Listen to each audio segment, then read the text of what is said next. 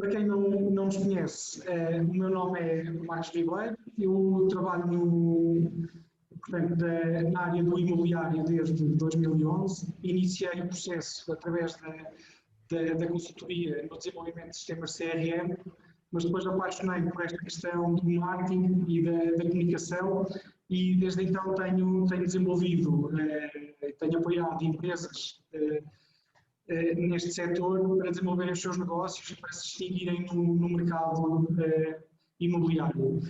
Hoje temos cá o Paulo Lopes Porto, que é um especialista na área comportamental, aplicado às vendas, faz uma atividade distinta e bastante interessante, tem um gosto, tal como nós, por este setor e também é claramente apaixonado por vendas e por pessoas, e eu penso que isso será efetivamente uma mais-valia aqui para nós e para o grupo, ouvir a opinião do Paulo. Paulo, antes de mais, obrigado pela sua disponibilidade e por estar aqui connosco hoje. Eu é que agradeço a oportunidade e o convite. Voltando aqui para a questão do nosso tema de hoje. Principais problemas na geração e gestão de leads de negócio. Nós, na perspectiva de marketing, o que é que nós temos vindo a verificar ao longo dos anos? Este ano, em particular, intensificou-se e por isso estarmos também a falar neste tema. Este ano, que foi um ano um bocadinho atípico, nós claramente verificamos que houve um decréscimo de contactos de compra, principalmente nos últimos meses. Verificamos que o mercado andou efetivamente em março e abril, mas depois retomou. Neste momento está a funcionar numa perspectiva muito perto do normal, mas nos últimos meses temos sido contactados tanto pelos nossos clientes como por clientes novos a pedirem apoio para esta questão da geração de leads e da gestão das leads.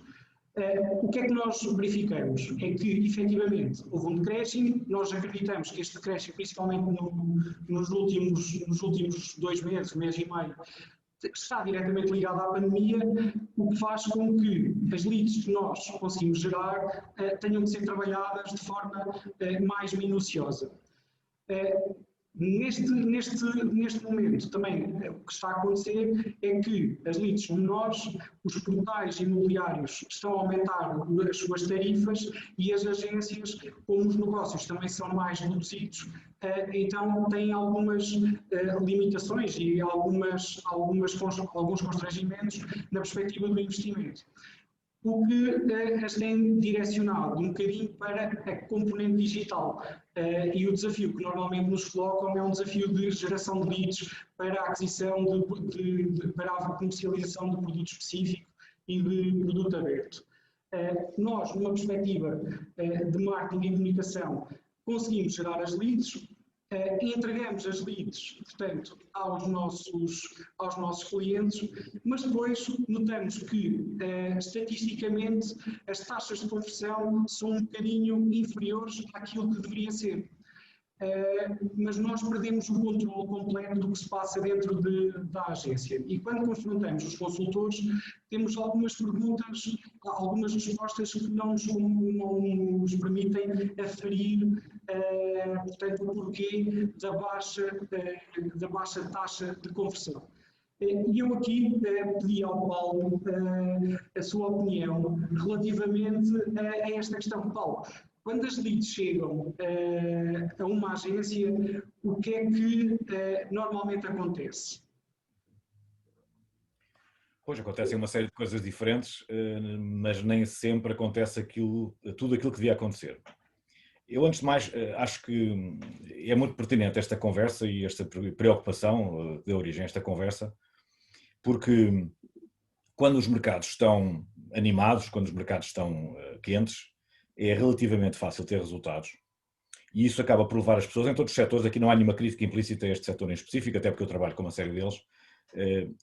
Há uma tendência para que as pessoas, enfim, vão fazendo as coisas e as coisas vão acontecendo, os negócios vão se concretizando, as pessoas vão tendo a sua rentabilidade, muitas vezes uma rentabilidade interessante. Este setor é claramente, como sabemos, um setor ímpar nesse ponto de vista, não é? Em mais nenhum setor alguém na área comercial consegue ganhar o dinheiro que ganha no setor imobiliário, portanto as pessoas vão deixando as coisas correr e não se vão aperfeiçoando tanto quanto seria desejável desse ponto de vista.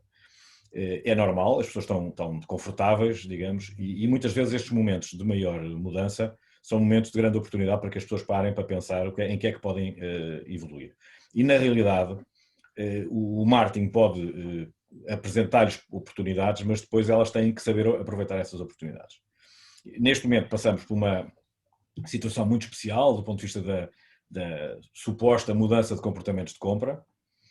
Não se sabe ainda muito bem o que é que vai acontecer, aliás têm acontecido algumas situações em termos de indicadores de volume que são até um bocadinho paradoxais, não tem muita lógica do ponto de vista, digamos, do racional económico, mas isso pode ser um efeito temporário, porque na realidade o que faria sentido é que já houvesse alguma contração já desde há algum tempo, desde o final do primeiro confinamento, e não houve, continua a haver bons resultados em muitos setores depois disso, enfim, contra um bocadinho as expectativas que fariam sentido existir, mas agora é provável que mais cedo ou mais tarde essa dificuldade se venha a agravar.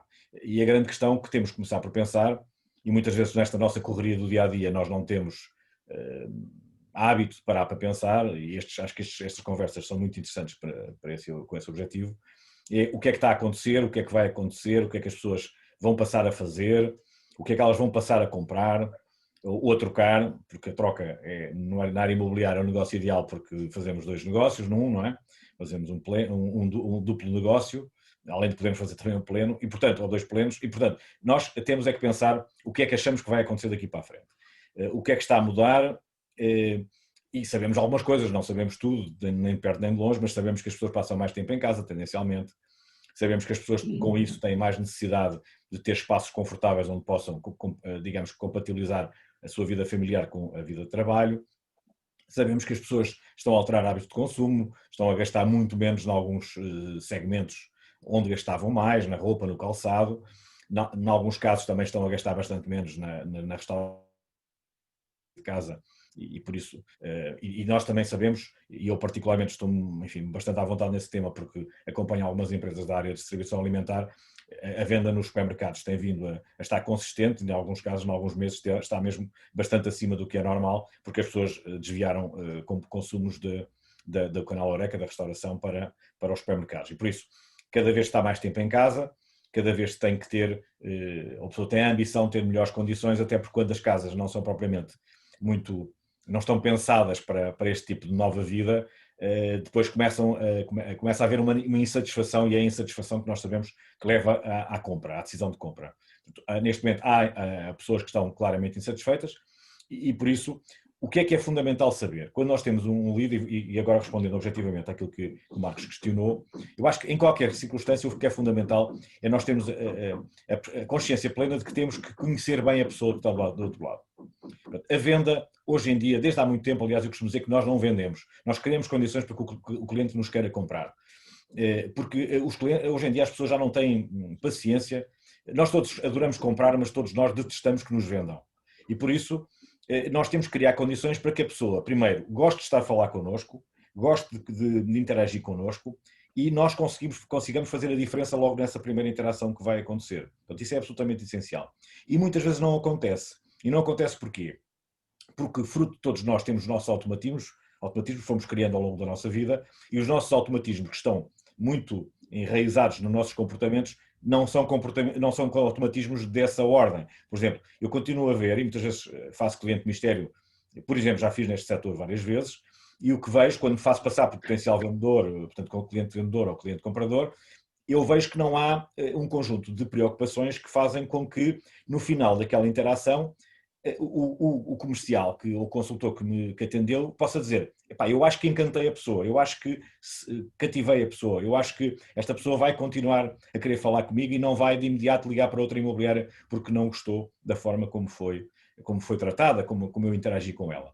E isto pode acontecer, a pessoa pode não gostar por variedíssimas razões, ou porque eu pressionei muito, ou porque eu falei muito e não a deixei falar, enfim, há imensas coisas que se comprovam que são fatores de quebra de rapport, quebra de empatia, e claro que se as pessoas não tiverem empatia, é provável que se tiverem alternativas, que vão procurar alternativas e depois que vão decidir comparando essas alternativas. Portanto, eu acho que a questão vão continuar a existir negócios, naturalmente, vão continuar a existir necessidades de trocar ou de comprar uma nova casa, mas nós temos que ter muito mais cuidado, porque sendo as leads mais escassas, nós temos que as valorizar e as tratar com imenso cuidado. Nós, neste momento, como eu disse ainda há pouco, temos vindo a verificar que os portais imobiliários estão a ocupar uma posição dominante, principalmente os maiores, neste caso o Idealista e o Virtual, e estão a aplicar tarifas, eu diria até que um bocadinho exageradas relativamente, ou aliás, com aumentos um bocadinho exagerados relativamente aos preços praticados. Na minha ótica, eu acredito que esteja aqui a acontecer um fenómeno que já aconteceu noutros setores, nomeadamente no setor da hotelaria, que neste momento, eu não sei se os números são concretos, mas a minha percepção é que provavelmente 90% do negócio dos hotéis e no setor da hotelaria são processados por portais como o Booking ou o Mundo, ou seja, eles são altamente dependentes daquelas plataformas.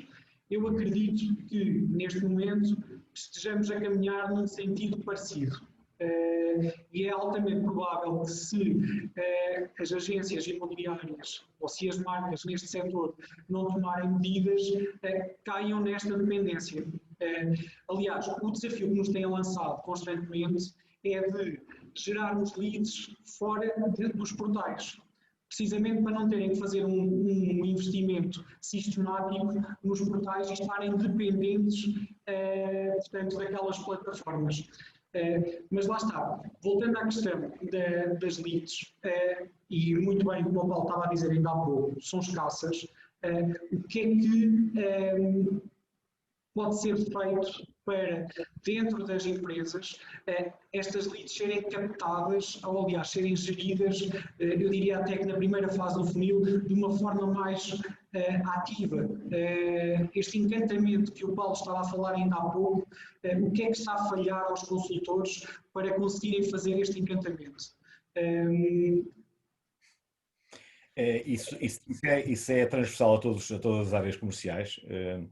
Eu tenho trabalhado muito isso nos últimos tempos e os resultados realmente são brutais. Porque as pessoas, como disse, muitas vezes estão pouco focadas no valor daquele contacto. Aquilo que se chamava tradicionalmente em vendas um momento de verdade. No processo comercial, ao longo do processo comercial, há uma série de momentos de verdade. O primeiro é o primeiro contacto.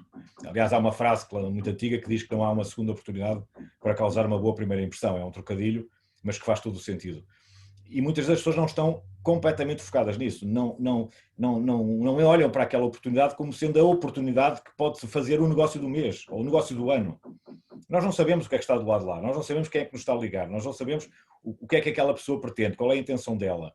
E muitas vezes, depois do primeiro telefonema, também não comunicamos da forma ideal para conseguirmos saber muito daquilo que poderíamos saber. Porque o primeiro passo do processo comercial é sempre e obrigatoriamente, na minha perspectiva, o conhecer a pessoa. O grande vendedor não é o que fala muito, o grande vendedor é aquele que... Eu tenho um cliente, enfim, por exemplo, no Conselho de Administração de uma empresa, que me disse que achava que os resultados deles tinham mudado muito na área de comercial, porque ele agora tinha aprendido comigo que para ser um grande vendedor tinha que ser um grande perguntador. E eu achei muita piada, a palavra foi inventada por ele, não foi por mim, mas eu nunca mais me esqueci dessa história do perguntador. E ele dizia, eu agora tenho resultados muito melhores porque eu agora preparo as minhas interações com perguntas. E porque as pessoas gostam é de responder a perguntas. E a grande dificuldade é, nós estamos habituados a falar, como é que eu agora vou deixar de falar e vou, em vez de estar a ser expositivo e afirmativo, como é que eu vou passar a fazer perguntas, que são as perguntas que fazem, por um lado, com que as pessoas gostem de estar a falar comigo. Porque pode acontecer um fenómeno, como já assisti, que é um comercial está a falar com um cliente, ou está a interagir com o cliente, melhor dizendo, fez uma ou duas perguntas, praticamente não falou, o cliente falou, no fim disse para o comercial, adorei falar consigo. E o comercial não falou nada. Só que ele fez as perguntas certas para que a pessoa adorasse falar com ele, mas aquilo foi praticamente um monólogo. Mas a pessoa estava tão entusiasmada em falar com ele que no fim acabou por confessar, eu gostei muito de falar consigo. E ele praticamente não abriu a boca. Portanto, este é o segredo. Eu, para encantar a pessoa, não preciso de falar quase nada. Eu preciso fazer as perguntas certas.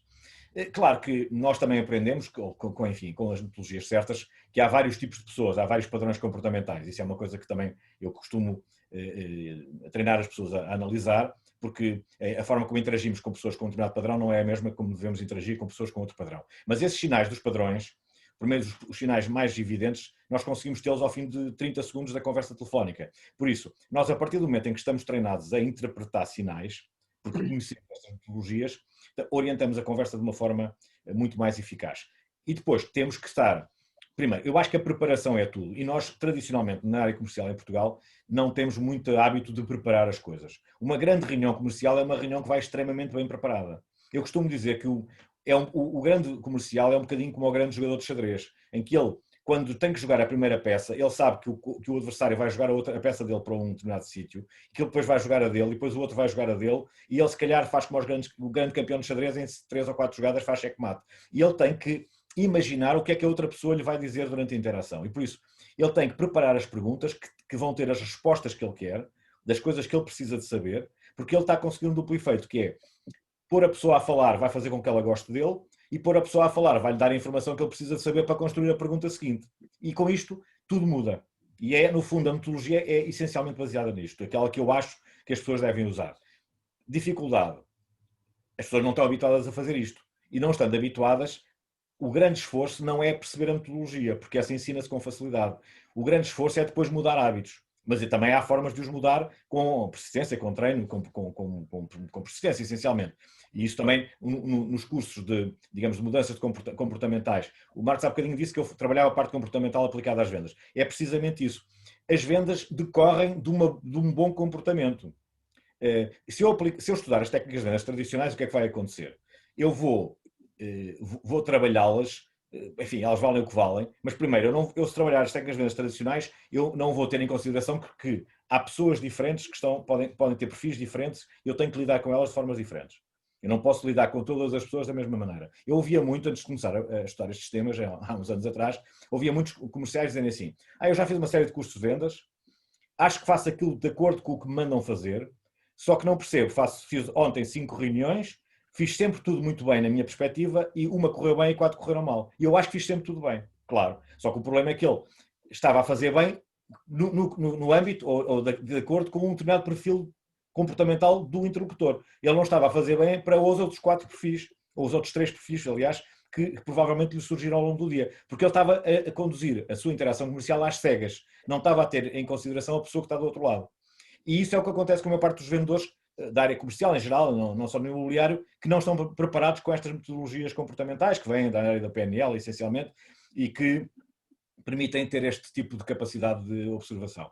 E, portanto, respondendo objetivamente à sua pergunta, o que faz falta é, ok, eu tenho uma lead neste momento, pode ser o negócio do ano, pode ser o negócio da minha vida. Primeiro, temos que estar super focados naquilo. Temos que valorizar imenso aquela oportunidade, porque ela, fosse ou não fosse escassa, ela tem que ser muito valorizada. Não podemos estar a pensar na reunião que vamos ter a seguir, não podemos estar a olhar para o telemóvel, não podemos estar a navegar ao mesmo tempo no Facebook, não podemos fazer nada disso. Temos que estar 100% focados. E depois, temos que ter treinado estas interações com antecedência. Saber que, normalmente, há certas perguntas que funcionam muito bem, que certas perguntas resultam em informação que depois vai permitir eu ajustar as próximas perguntas e assim sucessivamente. E quando a pessoa acabou de falar comigo, eu sei imenso sobre ela, sei qual é a intenção dela, porque é que ela me ligou, sei, eventualmente uma coisa que é importantíssima, muitas vezes não sabemos, que é que bloqueios o que é que pode correr mal, que bloqueios é que podem existir a este possível negócio.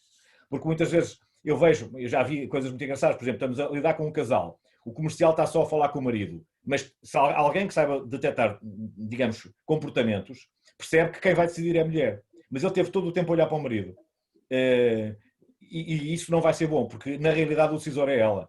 Ou, se não for ela a decisora, pelo menos é a bloqueadora. Portanto, ele nunca vai conseguir decidir sozinho. Aliás, em casal, muitas vezes há casais em que há um dos elementos que é dominante e que, enfim, a decisão depende muito mais dele, mas há outras situações em que não é assim. Mas, lá está, são só pequenos exemplos de como nós temos que olhar para muita coisa, observar muita coisa e, a partir dessa observação, irmos conduzindo a nossa interação. Isto não pode ser feito de improviso, isto tem que estar preparado.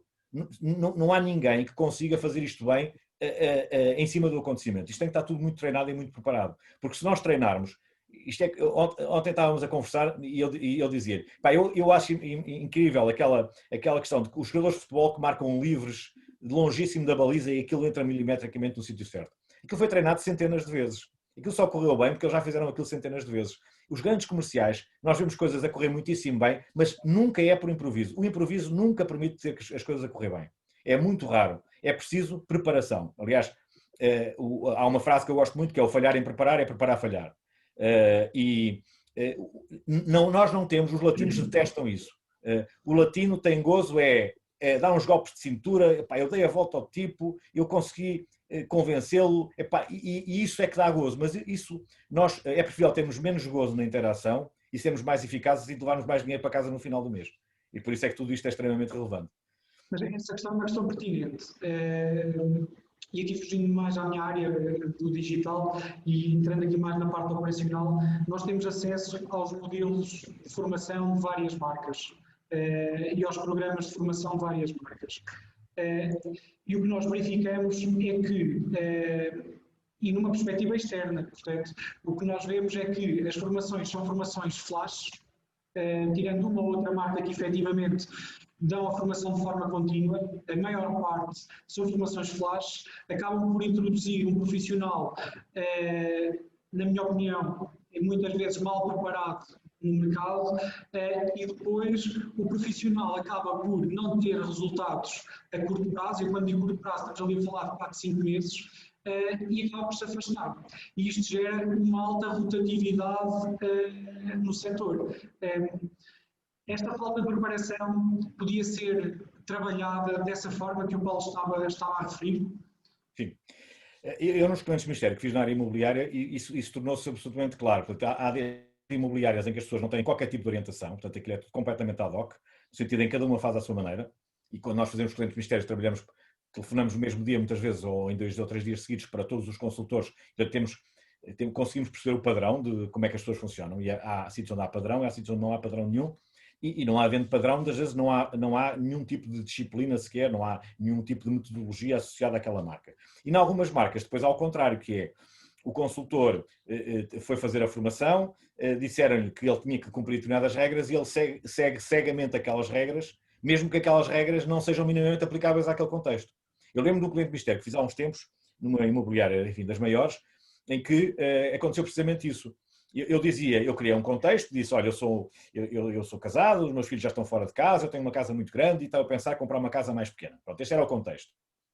E disse aos consultores todos daquela equipa, que eram bastantes, umas dezenas, olha, eu já falei com outros concorrentes vossos, mais ou menos empresas da mesma dimensão, e eu só quero depois lidar com uma das imobiliárias, mas para já, antes de tomar uma decisão, eu queria saber quais são as vossas condições comerciais. E eles, sistematicamente, porque tinham sido ensinados a fazer isso, diziam-me, peço desculpa, mas eu preferia dar-lhe as minhas condições comerciais quando o fosse visitar. E eu dizia-lhe, olha, desculpa, eu não me fiz entender. Eu acabei de dizer que já falei com 2 imobiliárias mais e sei as condições comerciais deles. E, portanto, queria saber as suas para decidir se, logo à partida, se vou aqui já definir uma preferência ou não. E eles voltavam-me a repetir. Mas isso não há problema nenhum, nós vamos visitá-lo a sua casa e nós, nessa altura, damos-lhe as condições comerciais. E eu voltava a dizer, olha, eu, pelos vistos, não me estou a fazer entender, porque eu acabei de lhe dizer que eu, para já, antes de tomar qualquer tipo de decisão, e, portanto, antes de querer sequer olhar para si, eu quero saber quais são as condições comerciais. Ou seja, eles estavam tão formatados em que não se pode dar condições comerciais ao cliente, a não ser na presença dele, que eles estavam cegos, estavam surdos, não ouviam nada do que eu estava a dizer. Até que eu cheguei a uma altura que, à terceira, disse, desculpa lá, mas eu estou a falar para as paredes, ok. Eu acabei de dizer já por 3 vezes que só vou decidir depois do senhor dizer as condições comerciais, já. Se não disser, não há problema nenhum, eu deixo de falar consigo. Portanto, isto é um exemplo caricato de como é que se depois aplicam as regras by the book, sem qualquer tipo de flexibilidade e com isto perdendo clientes. Ou seja, é um bocadinho o 8 e o 80. Não ter nenhum tipo de metodologia é péssimo. Levar as metodologias à risca até ao limite do absurdo é péssimo. Portanto, essa é uma das questões. Depois, o que é que eu vejo nas empresas? Eu, há uns tempos, estive aqui numa empresa grande, muito grande, das maiores da Zona Centro, pediram para ir lá fazer um treino à equipa comercial e estive lá 2 dias e almocei com eles na cantina. E uma das vezes, no primeiro dia, aliás, no final do almoço, perguntei-lhes, enfim, até para mim era importante saber, que tipo de formações comerciais é que tinham tido recentemente. E eles disseram, olha, há menos de um ano tivemos uma formação comercial em Lisboa, realmente. E eu perguntei, então e qual foi o tema que foi partilhado convosco e que aprenderam? Ninguém sabia dizer. Quer dizer, ao fim de um ano, já não se lembravam do tema da formação. E quando perguntei quem é que era o colega que tinha dado a formação, também não se lembravam do nome dele. Isto é gravíssimo. Isto é o símbolo de como uma coisa extremamente útil se pode tornar um perfeito desperdício de dinheiro e de tempo, porque as pessoas não aprenderam nada em concreto. Foram lá, aquilo foi-lhes dito uma série de coisas, eu até prefiro, ainda bem que eu não sei onde foi, nem com quem foi, mas não aprenderam nada. Porquê? Porque depois o saber, se não for, eu acho que o que nós sabemos só tem interesse se for para aplicar. Nós aprendermos coisas que não nos servem para nada, eu acho que é absolutamente, do ponto de vista profissional, claro, nós podemos saber coisas fora do âmbito profissional que não servem para nada porque nos dão prazer. Agora, na área profissional, e sobretudo quando são as empresas a fazer o investimento, é incrível como é que as empresas não se preocupam em avaliar o impacto daquilo que foi ensinado. E essa não é uma tradição. Em Portugal ninguém avalia impactos. Se perguntarem, fez um curso há 15 dias, alguém pergunta às pessoas 15 dias depois o que impacto aquele curso teve na vida delas? Ninguém pergunta. E porque, não sei se não pergunta, porque não é melhor não perguntar, porque já tem receio que a resposta não seja muito boa. Mas normalmente não há impacto, porque as pessoas depois não mudam comportamentos. As pessoas aprenderam as metodologias, acharam aquilo bestial, acharam o formador fantástico, mas depois, como não houve foco na mudança de comportamentos, as pessoas no dia seguinte continuaram a fazer tudo igual como faziam antes. E por isso é que eu, na minha metodologia, é absolutamente indispensável haver depois sessões de mudança de comportamentos, sessões de treino, e hoje em dia, ainda por cima fazendo as coisas online, é muito mais fácil, porque as pessoas, podemos gravar as sessões e as pessoas, inclusive, podem se ver elas próprias, podem se autoanalisar, perceber que usam, se calhar, certas palavras que gostavam de não usar, têm determinados comportamentos da interação que eles nem se apercebiam que tinham, porque nunca se tinham visto a si próprios na gravação. Enfim, há uma série de coisas que nós fazemos e que não temos consciência que fazemos daquela maneira e que nos prejudicam. Por isso, há coisas que se podem fazer para evoluir, isso não tenho dúvidas nenhuma. Estamos na idade da pedra em relação a isso normalmente. Essa questão da aprendizagem é extremamente relevante. Eu não sei se por responsabilidade da gestão ou até mesmo pelas pessoas em si. Eu acredito é que neste setor em particular as pessoas estão altamente focadas na transação, porque é a transação que acaba por alimentar a família que tem em casa e a vida pessoal. Portanto, o foco está na transação. Só que ao focarem-se exclusivamente na transação, acabam por deixar cair alguns vetores que são extremamente relevantes para o processo. Eu estou a falar, por exemplo, do vetor da comunicação, em que já falamos disto diversas vezes aqui no grupo e noutras formações. Uma perspectiva da comunicação nas redes sociais é hábito encontrarmos este tipo de comportamento, que é o consultor partilha imóveis nas redes sociais. Portanto, está a vender constantemente e não se preocupa com a questão relacional, ou seja, está sempre a colocar produto à frente dos potenciais clientes. Só que isto tem um efeito reverso na perspectiva do digital, que é, em vez de aproximar o cliente, está a afastá-lo. O outro vetor que eu estava a pensar é o vetor do acompanhamento do cliente após o processo de venda. E o que é que acontece? Por norma, não existe um acompanhamento pós-venda. O modelo que eu defendo neste âmbito é que o foco deve estar até no pós-venda, porque embora o ciclo de aquisição de um novo imóvel para um cliente seja longo, aquele cliente que teve uma boa experiência pode estar em contacto com muitas pessoas ao longo do tempo e pode partilhar referências para o negócio. E nós sabemos que a maior fonte ou a melhor fonte de contactos de negócio são pela recomendação. O Paulo concorda com esta perspectiva? Porque os comerciais na área imobiliária, normalmente é-lhes dito que, ao princípio, eles vão conseguir vender pelo ciclo de influências pessoais, e isso dá-lhes para vender durante os primeiros 2 ou 3 meses, mas tem que começar logo a alimentar o funil a partir daí, porque esse círculo de influências vai se esgotar. Mas eles esquecem-se que cada cliente a quem eles venderam tem um círculo de influências pessoal também ele. Isso já é um efeito multiplicador enorme, isso não é bem trabalhado. Mas o Marcos também, há uma outra coisa que é absolutamente essencial e que nós também sabemos, é que na área imobiliária, produto bom, bem angariado, está sempre vendido. Ou pelo menos em épocas normais está tendencialmente sempre vendido, se for bom e bem angariado. E esta questão relacional é particularmente mais relevante na angariação do que na venda, porque na venda há um produto que faz a diferença. eu até tenho dois produtos à escolha, eu sou comprador, tenho dois produtos à escolha. Um até gosto mais, mas não gosto do vendedor. Outro até gosto menos, mas gosto do vendedor. Eu se calhar até vou comprar o produto que gosto menos porque gosto mais do vendedor. Portanto, pode haver aí uma certa... Há um contraponto. Na angariação não há contraponto nenhum. A pessoa está a pensar em vender a casa, um bocadinho aquele exemplo que eu dei há bocadinho do meu cliente mistério. A pessoa está a pensar em vender a casa porque tem uma determinada motivação, ou uma determinada intenção, e ela vai querer alguém que a acompanhe nesse processo. E então, se for uma troca, ele sabe que há dois processos, que é de venda de uma casa e de compra da outra, ele vai querer alguém com quem goste de estar, porque ele vai ter que falar com essa pessoa muitas vezes e tem que ter uma relação empática forte com essa pessoa. E se no primeiro contacto ela pensa assim, porque reparem, nós todos, uma coisa que nós aprendemos nestas metodologias, nós todos temos um discurso externo, naturalmente, a menos que sejamos mudos, ou então, e também temos um discurso interno, que é quando nós estamos a falar connosco próprios, aquela coisa de estar a falar com os nossos botões, não é?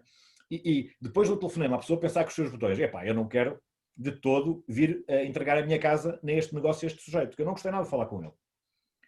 Pronto, morreu. Já não conseguimos nunca cativar aquela pessoa para ela nos entregar o imóvel. E muitas vezes há um esforço enorme para conseguir encontrar oportunidades para angariar e depois estraga-se tudo porque as coisas não são feitas convenientemente desse ponto de vista. E também ao contrário, também conheço comerciais na área imobiliária que são brilhantes a fazer isso, porque têm uma capacidade de gerar empatia, de se pôr vestir a camisola da pessoa, entender as motivações dela. Porque o essencial é conhecer a pessoa, saber que intenções é que ela tem, saber o que é que pode fazer com que ela decida e o que é que pode fazer com que ela não decida, porque nós temos que ver sempre as duas coisas. O que é que pode fazer com que esta pessoa queira avançar para o negócio ou o que é que pode acontecer para que a pessoa não queira avançar para o negócio. Isto normalmente nunca é pensado. E não se fazem as perguntas certas para ter toda esta informação na mão. E por isso, muitas vezes o que acontece é que eu até tive ali uma possibilidade, aquilo até era um imóvel fantástico e depois de repente a pessoa deixou de me telefonar, deixou de falar comigo e depois vinha descobrir que ela entregou o imóvel a outra pessoa. Alguma coisa correu mal. E isso também tem que levar a uma outra atitude que é essencial na área das vendas, não só na imobiliária também, que é eu ter capacidade para me autoavaliar no final de cada interação, que é uma coisa que a maior parte das pessoas também não faz. E não faz porquê? Como é que eu posso autoavaliar, saber se fiz bem ou se fiz mal, se eu não sei qual é que é o padrão, se eu não sei o que é fazer bem? Se eu não sei o que é fazer bem, como é que eu posso saber se fiz bem? E como é que nós podemos alterar esse processo, Paulo? Consciencializar os consultores, os profissionais? Primeiro eles têm que saber como é que se faz. Primeiro têm que saber como é que se faz. Esse é que é o primeiro desafio e é giríssimo, porque as pessoas têm um potencial de evolução do ponto de vista da comunicação muito grande. A maior parte das pessoas, se pensarmos um bocadinho, a maior parte dos comerciais, como é que chegou onde chegou? Por tentativa e erro, ou por cópia.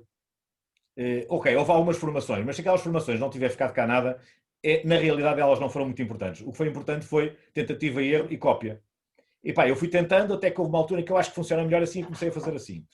E isso vale o que vale. Primeiro, tentativa e erro é uma metodologia caríssima de aprender, porque eu vou pagar caríssimo para aprender. E a empresa onde eu estou também vai pagar caríssimo para aprender, porque eu também estou a não conseguir os resultados que podia conseguir à primeira. E, portanto, não há nada como aprender as boas práticas que já estão mais do que testadas e que funcionam muitíssimo bem. E a dificuldade depois está, não é entender as regras, porque as regras conseguem-se entender, é depois criarmos nós próprios a disciplina para usarmos essas metodologias e para conseguirmos depois perceber se estamos a fazer um exame de consciência, digamos, uma autoavaliação, consegui, não consegui, estou a evoluir, não estou a evoluir, porque o ser humano só evolui se tiver feedback. E o feedback não tem que ser de terceiros, pode ser de nós próprios. Nós temos que parar, tal como temos que parar antes de uma reunião para pensar, ok, qual vai ser a minha estratégia? Qual vai ser o meu objetivo para esta reunião? Por exemplo, o objetivo da primeira interação não é vender. O objetivo da primeira interação é encantar. E se as pessoas tiverem os objetivos claros do que é o objetivo de cada etapa, tudo funciona muito melhor. E depois, se eu tiver um objetivo, eu sei, no final, fazer uma autoavaliação de cumprir ou não cumprir o objetivo. E se não cumprir, porque é que não cumpri? E se não cumprir, o que é que eu da próxima vez tenho que fazer diferente? Ou o que é que eu deveria ter feito diferente naquela interação que não fiz, porque me esqueci, porque me baralhei. Não interessa, há sempre causas. E já está. Portanto, o grande comercial é aquele que faz isto tudo, mas já faz isto tudo de uma forma automática. Ao princípio custa, todas as mudanças comportamentais custam no sentido de que estamos a lutar contra hábitos antigos, mas depois isto torna-se as pessoas tornam-se umas máquinas de vender, porque elas não estão a vender, elas só estão a encantar e estão a fazer com que o cliente lhes queira trabalhar com elas. Estão a criar relacionamento, estão a aproximar-se do mercado, não é? Das pessoas. Eu acredito que, efetivamente, esse é um dos segredos, que é não estarmos neste processo numa perspectiva de estar constantemente a tentar vender e estarmos mais numa perspectiva de ajudar, efetivamente, quem está do outro lado, saber ouvir. Era o que o Paulo estava a dizer ainda há pouco. É extremamente importante. Nós, na perspectiva de comunicação, tentamos passar sempre essa ideia, que é, não vamos estar aqui só a vender, temos que estar aqui a dar informação, a fazer comunicação que faça sentido para quem nos está a ouvir, precisamente para estarmos por perto. Nós temos alguns casos de estudo muito interessantes na altura de março e abril, em que, pela primeira vez, ao fim de uns quantos anos, nos últimos anos, o mercado tem funcionado relativamente bem. E este ano, se não fosse o Covid, tínhamos um ano também extraordinário. Aliás, os nossos clientes comentam todos que este ano, mesmo com o Covid, conseguiram atingir os objetivos que estavam definidos. E isso é espetacular. O que acontece é que temos estes casos que houve um abrandamento e de repente nós temos que recomendar os nossos clientes mudarem de comportamento drasticamente, ou seja, deixarem de comunicar a venda e passarem a comunicar numa perspectiva de que nós estamos cá para apoiar, no que precisar, e isto é uma reviravolta completa de mindset. E alguns que aceitaram este desafio, porque confesso que nem todos aceitaram, porque acharam que não era o caminho, os que aceitaram este desafio, em junho e em julho, fizeram as vendas que tinham pendentes do mês de março e de abril. Precisamente por se aproximar e os clientes, os consumidores, perceberam que tinham ali um parceiro e não alguém que lhes quisesse vender algo. Sim, e depois, as pessoas hoje em dia, as necessidades clássicas continuam a existir. E quais são, para mim, as necessidades clássicas são estas. São aquela que eu falei há bocadinho. O casal que, a partir de uma certa altura, tem os filhos fora de casa, tem uma casa demasiado grande e quer mudar, por exemplo. Isso vai acontecer sempre. Não é possível que isso deixe de acontecer. Enfim, a menos que os filhos ficassem internamente em casa dos pais, o que não acontece. Depois é aquele casal que vive no centro e quer viver para a periferia porque quer ter uma casa maior, quer ter um jardim, enfim, ou algo assim. E depois ao contrário, que é pessoas que vivem na periferia e querem vir para o centro porque têm uma intenção de passar menos tempo no trânsito, de estarem mais perto de onde trabalham, enfim, seja o que for. Tá? Há pelo menos aqui 3 movimentos que são movimentos clássicos e vão continuar a acontecer sempre. Aqui ainda por cima são movimentos que todos eles permitem dois negócios, porque são uma troca de casa. E agora a grande questão é, como é que nós identificamos estas necessidades, estes sonhos, digamos, porque isto é um sonho, de certa maneira, que pode ser alimentado por um desconforto, pode ser alimentado por uma série de coisas. Nós o que temos que aprender nesta área comportamental é também como é que estas coisas se criam e se despoletam. Como é que o nosso processo de raciocínio, de criação das nossas intenções se constrói. Como é que nós podemos ajudar a reforçar a construção dessas intenções. E se nós temos essa sensação de que a pessoa nos está a telefonar porque perguntamos, mas o senhor neste momento vive numa casa com que tamanho? Eu tenho um T3, ok. Então e neste momento vive com os seus filhos, vivem consigo? Não, meus filhos já não estão, o meu último filho já saiu de casa há 2 anos. Já sabemos, temos aqui uma noção clara de que provavelmente até uma casa grande demais. E depois, então, gosta de, a sua mulher, a sua família gostam ambos de viver num apartamento? Não, eu gostava era de ter uma casa com jardinzinho e tal. Se nós começarmos, isto são só perguntas, nós começamos a perceber que há ali uma intenção que pode estar mais ou menos explícita.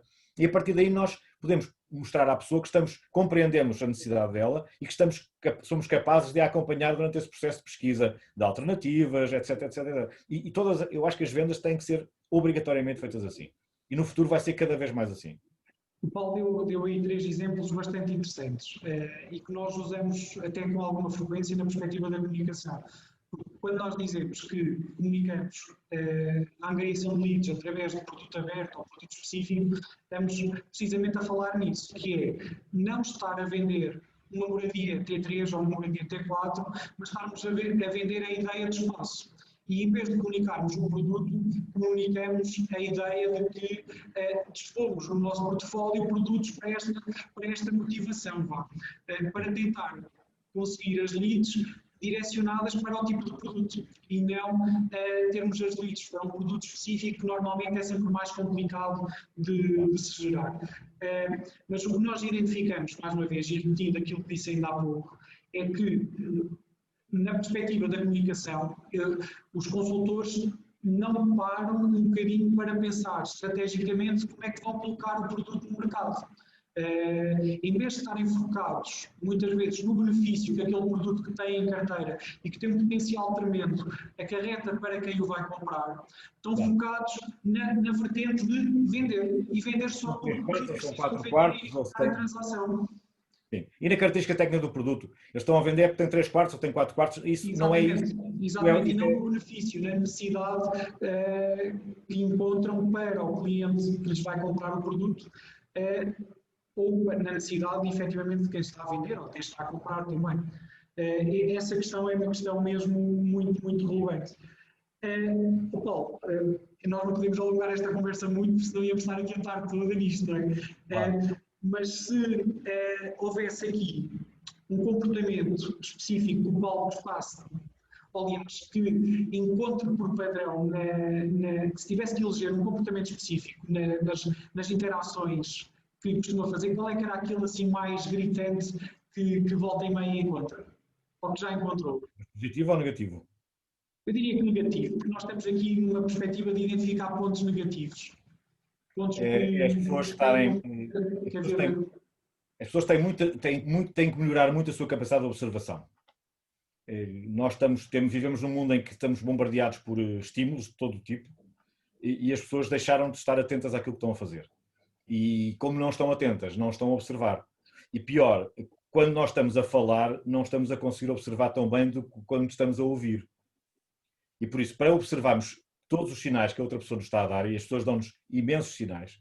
Aliás, nós sabemos que existem hoje em dia livros escritos por especialistas sobre a comunicação não verbal, sobre o que é que o nosso corpo nos comunica. No YouTube há imensas coisas, agora, enfim, com as eleições americanas há imensas coisas sobre comportamento verbal e não verbal dos políticos. Cá, o Alexandre Monteiro, que é o grande especialista nessa matéria, também faz muita coisa sobre comportamento não verbal. Nós temos que saber estar de forma a podermos observar todos os sinais que nos são dados. E lá está, e depois isso implica uma série de coisas. Isso implica estar atento, por um lado, mas depois isso também implica saber interpretar esses sinais, porque, ok, eu posso ser muito observador, até observei que a pessoa que coçou a orelha ou que coçou o nariz, mas não sei o que é que isso quer dizer, não sei que sinal é que isso me transmite. Portanto, eu também tenho que ter...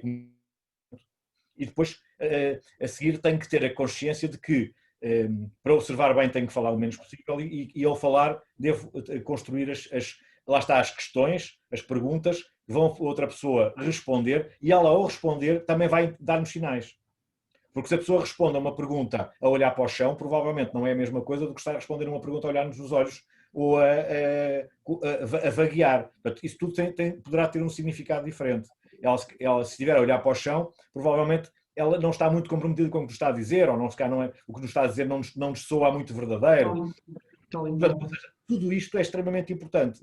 E nós, não é pelo facto de hoje em dia também estarmos mais tempo online com as pessoas que deixamos de ler estes sinais, porque nós online conseguimos ler os sinais todos. Não conseguimos ler daqui para baixo, do tronco para baixo, mas que também são importantes, mas conseguimos ler muitos sinais. Eu acho que é isso que faz falta. É isso que as pessoas que estão na área comercial têm muita necessidade de evoluir nesse ponto. Paulo, nós estamos a montar esta formação que está prevista para dia 16.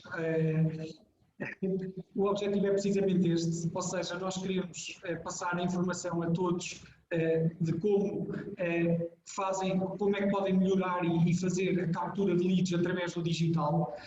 E que eu tenha conhecimento, vai ser o primeiro programa que vai apoiar também na componente operacional, ou seja, nas vendas. Nós vamos fazer esta transição das leads, vamos ensinar como é que se capturam as leads no digital e vamos entregá-las e depois vamos explicar um bocadinho como é que as podemos tratar. O Paulo, quer explicar um bocadinho como é que vai acontecer isso durante o curso?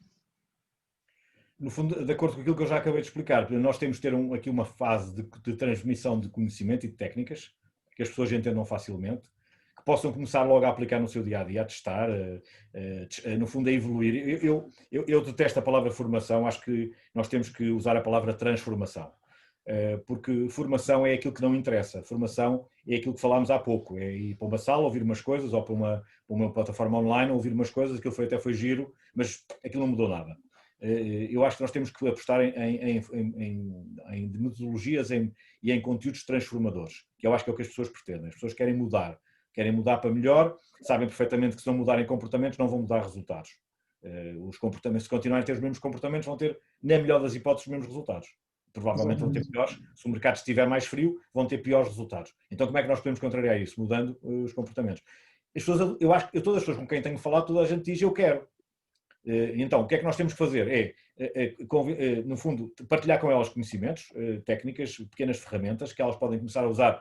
Eu costumo dizer que fazemos o curso à tarde, elas quando vão jantar com a família já estão a aplicar, porque já estão a observar o filho e a mulher e o marido e já estão a ler ali uma série de sinais e a partir daí tornam-se, isto tem que ser um bocadinho viciante, as pessoas têm que estar viciadas em interpretar sinais. E a partir daí começarem a descodificar esses sinais e começarem a perceber que podem fazer as coisas de forma diferente. E depois, temos que treinar muita coisa, temos que treinar a construção das perguntas, temos que treinar muita coisa que permite com que elas se sintam mais confortáveis e que consigam ter melhores resultados. E depois também toda aquela parte da autodisciplina de, eu tenho que planear as minhas interações, tenho que definir objetivos para as minhas interações, tenho que avaliar no final se aquilo correu bem ou correu mal e se não correu bem, o que é que eu devia ter feito de forma diferente. Enfim, tudo isto é um conjunto de coisas que eu costumo dizer, para melhorar 10%, não temos que melhorar 10% numa coisa. Nós temos que melhorar, se calhar, 1% em 10 coisas. E o que é muito mais fácil, porque melhorar 1% é muito mais fácil que melhorar 10%. E, portanto, nós temos que dominar um conjunto de coisas que sentimos que cada uma delas contribui um bocadinho para um resultado final que é muito melhor. Muito bem. Paulo, não vou alongar mais esta sessão, penso que conseguimos transmitir aqui a ideia. Eu queria agradecer uma vez mais ao Paulo a sua disponibilidade e tenho a certeza que em breve estaremos todos juntos novamente. Muito obrigado. Obrigado, meu Paulo.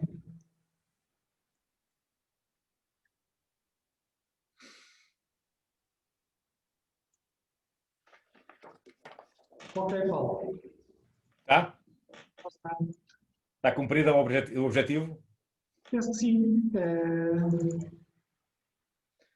Acho que sim, pá. Isto é. Eu agora tenho aqui um bocadinho, dei aqui mais a coisa fiz aqui, foi um bocadinho aqui, meti um bocadinho, espetei aqui um bocadinho a faca, mas para ver se as pessoas agora se decidem.